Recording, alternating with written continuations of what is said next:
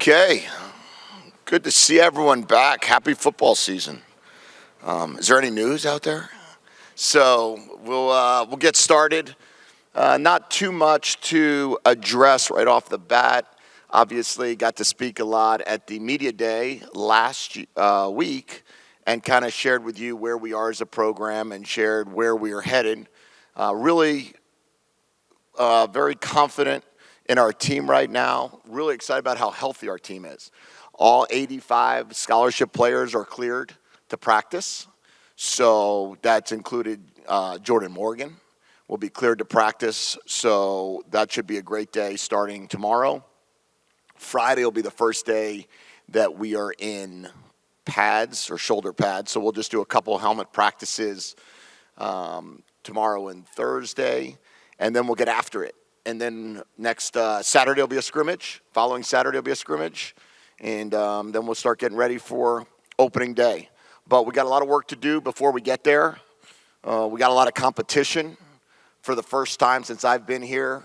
I walked out here the other day. We had 24 defensive linemen, 12 interior guys, 12 defensive ends. We've got over 25 players over 300 pounds on our team right now, which is completely different than when I walked in the door 2 years ago. As a team, or the players on our team combined have gained 994 pounds, which is one saltwater crocodile.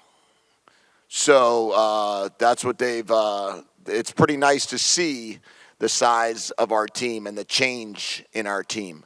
And then I'd say the off season with Coach Owens and his strength staff, they've gotten faster, they've gotten stronger, and now they're ready to go out and compete. When it comes to our team going into this season, we've talked about really two words, and it's earn it. Earn the conversation. Earn what people are saying right now currently about you. People are beginning to talk about Arizona football in a different light. You've got to earn that. You've got to show and prove it, really, that you're worth the conversation. We've had tremendous success on the recruiting trail, both in the last 2 years and currently. And I would say that now it's time for the guys that are going into their sophomore year to really take a big step, guys that transferred in to take a really big step, and guys that came here this past year. We're counting on freshmen again and transfers again to make a huge impact in the success of our program. We also talked to our kids about, now you've learned a lot about the history of Arizona football, and you've met a lot of former players and former coaches and alumni that really bleed Arizona football in the red and blue. And you got to earn the honor to wear that jersey, and that logo means something. And we spent a lot of time watching this past year talking about the Redeem team and Coach K and Coach Boeheim and some of the messages that they've given to supporting that logo and respecting that logo. And we're trying to do the same thing here. But in the end, it's a matter of this team, the team of 23, a lot of new faces on defense, a lot of returning faces on offense. And together, I think we have a chance to have a very successful season. And as long as we stay healthy, as long as we continue to be a connected and committed football team, and as long as we understand that you got to pay the price and outwork your opponent every single day. So I'll take whatever questions. Obviously, I don't know what's happening with the conference, so I don't know what's going to happen there, but I do know that Arizona is a great brand, and we'll be just fine. Michael? Hi, Jedd. Hi, Michael. Regarding Jordan Morgan, when you say he's good to get ready or eligible to play in training camp, is he 100% at this point? Will you kind of manage his reps over the course of the camp? I would say he's 100%, but he won't receive 100% of the reps. So what we'll do is we'll go through a 4-week program. We met with our athletic training department yesterday, our strength coach, Coach Carroll, and myself, and we went through a plan for him over the course of the next 28 days to 34 days on exactly how we're going to get him ready to go.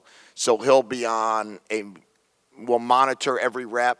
We'll monitor where he is physically. We know there'll be opportunities back and forth where we're going to sit him one day at practice maybe and then practice him another day. But regarding if he's been fully cleared for contact and fully cleared for practice, the answer is yes. Jordan ahead of schedule? I would say from what I understand from the date of the surgery to where we are today, he's right. He's somebody that's at the top of the schedule, but he's on schedule. He's done everything right. He's done everything right, so therefore he's right on schedule. He's had no setback, knock on wood, at this point in time. And our goal, and Dr. Beatty's goal, who did the surgery, is 9 months to be fully cleared to play football. And the surgery was December 1 or November 28, something like that. How much thought have you given to this new notion of realignment and Arizona's role in it? Truthfully, I've given a lot more thought to our team and what we need to do to win games than I have about where we're going to play in 2024 and beyond. My focus has been on this season and this team, and I recognize that people are putting, let's call it, some added pressure that the University of Arizona will be the program that makes the final decision on what happens to the conference. I don't think that's the case. I think that the decision was made by other programs to change the conference, and now it's going to be a matter of the University of Arizona to decide what's best for Arizona. What is best for Arizona to come out of all of this? I would say stability is what's best. So whatever we end up doing, I would imagine that decision by our president is going to be solely based upon the stability of wherever we land, the conference that we land upon, and the financial benefit of the multimedia rights of that conference. I'll say this, athletics are very expensive, and to run sports programs is very expensive. And as the NCAA has continued to loosen rules when it comes to feeding players, when it comes to travel, when it comes to certain benefits, when it comes to athletic academic bonuses, call it, if you hit a certain GPA through the Alston case or 5980. All of those things go into making running an athletic department extremely expensive. So clearly the multimedia rights aspect of this decision is going to be critical to the success of Arizona athletics in the future. What is Dwayne Aquina's role this year?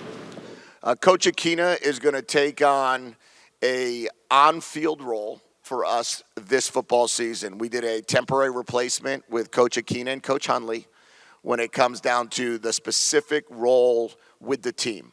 So Coach Hunley will take on more of a senior defensive assistant role during the fall, where he's continuing to rehab his knee. And Coach Aquina is going to take on the role of the on-field coach with our team and with our players.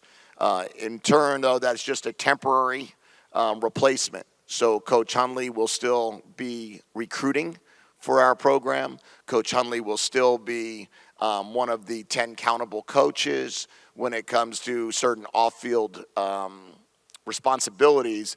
But when it comes to our players and on-field, Coach Aquina will be taking on that role as Coach Hunley continues to rehab. Jedd, the last 2 years have been very, very good. When you took the job 2 years ago, what did year 3 look like in your plan? Well, I remember saying this at the very first Bear Down Friday. I quoted Lute Olson, and I said that get your tickets now, because in 3 years from now, hopefully we'll be sold out. Hopefully we're getting close to that. It's been certainly a build. We talked about it the first year of laying the foundation. We called it year 0. We talked last year about the build and what we were trying to get accomplished.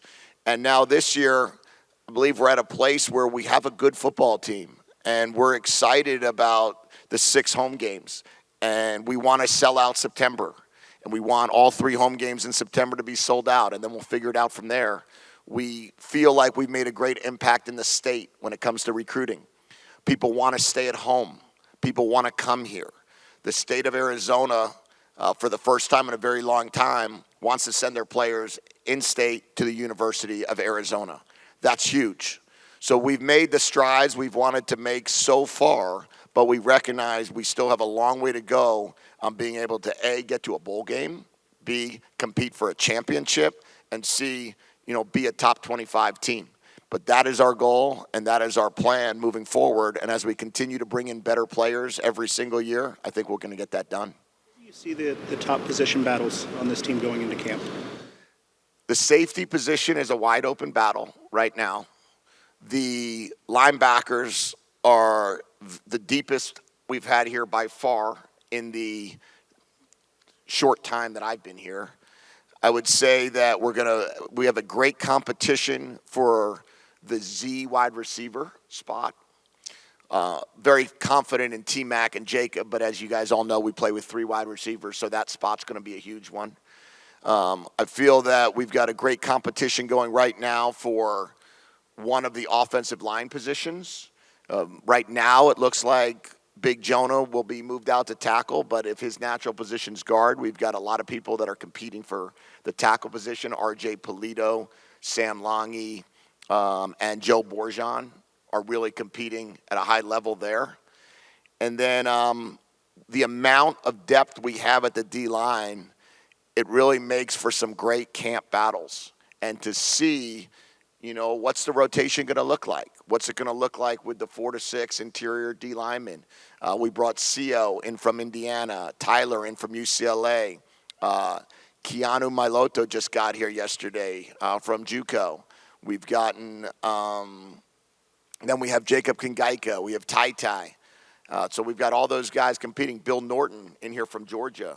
And then when you look at the defensive end side, not only do you have Upshaw and Patu, who transferred in from Cal and Michigan, but then you also have the young guys, Isaiah Ward and Deuce Davis and Deuce Lane, that are all making impacts. So I think it was a big benefit for us to play freshmen last year. I think a lot of us struggled through some of the tougher days or nights defensively when you were playing 5 or 6 freshmen.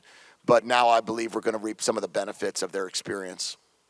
Jedd, I know you said that you're focused on winning games, but just back to the Pac-12 for a second. Does just the uncertainty of all of this weigh on the program in any way? Well, I would say right now we've spoken to, held a Zoom call with every player's parent on our current roster. And I explained to them that we're going to know something soon. We're in a position where people want us, and we're in a position where we're going to be successful with the multimedia rights deal because we're not going to take a bad deal. So in the end, it's going to benefit.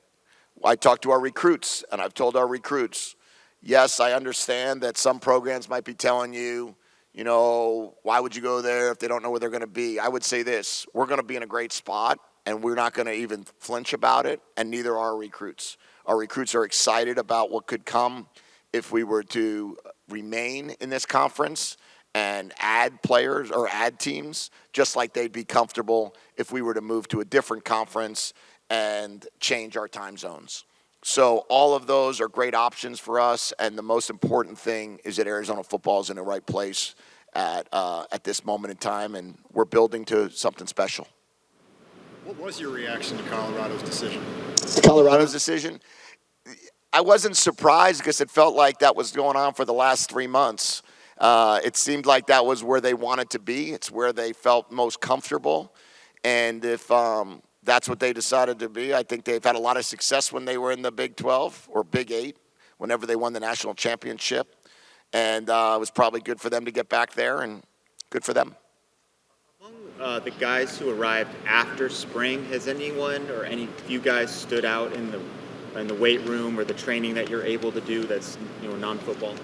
Yeah, it's challenging because the guys that arrived, they arrived June 1st. Then they're trying to get acclimated, and then we took some time off as coaches, and then we came back, and then they took some time off before training camp. So there's not been much interaction. I would say the guys that stood out to me, Polito. Polito got here and looks the part. He walks on the field. He's all of 6'6", 6'7". He's all of 325 pounds, strong. Keanu just got here, but I walked out on the field for a walkthrough, and I was like, wow, that's a big boy. So that's going to be a huge advantage for us. Carlos Wilson, he's another one that didn't participate in spring. He showed up and very explosive slot receiver. That was a great get for us at the very end of recruiting, getting him, someone that was committed to Utah for a long time, to get him to join our program. So those guys are the guys that initially have stood out to me. And then for the most part, we're fortunate that our administration and our university has allowed us to bring in, I think it was 15 players in January. So we had a pretty good feel, or whatever the exact number was, but in the teens of players that arrived, whether that be through high school recruiting or through the portal. So we were able to get a lot of those guys in spring ball. Devin Hyatt's another one. I know he got here March 1st, so he was here for or March 15th. He was here for about a week, and then we started spring ball. He's had a tremendous offseason. He's up to close to 190 pounds. Saw his brother hit 24 miles per hour at the Giants training camp yesterday, so I'm challenging him to do the same. That would be nice. But so he's going to be a nice add for us at the wide receiver position as well. Drayden has been here since 2020. Seems like he's seen a lot and kind of grown with the program. What made you want to take him to media day, and what does he bring this year? Really, the first part of the answer is because of what you just said, that he's been here since 2020, and he's gone through really the transition of playing in a COVID season, the struggles that took place in that final season of 2020 as a walk-on freshman, and then earned himself a scholarship, then earned himself a starting job, and now really is leading the defense, both verbally and leading the defense in terms of his work ethic. He won our off-season program. We do a Be a Pro program, which consists of, from January to June, every aspect from academics to community service to the weight room to on-field work, and he came in first. He got a 4.0 GPA, and he really handled himself in a great manner as we're building this program. He trusted us. He believed in us. He gained 27 pounds, and he's 194 pounds right now, coming in at 167, and I think he's going to be a huge asset for our program in the future. That was on walk-on since the end of last season? Last question. No, Brian, I think we're at 83 right now, I think.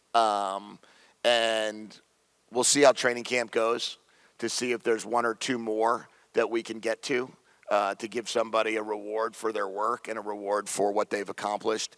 At this point in time, we're still working through a couple of things. As you know, the graduate transfers and guys can leave programs at any time, and we're looking to see exactly where we're at prior to make any decisions. Probably will make the decisions the night before the first game. Okay. See you guys out of camp.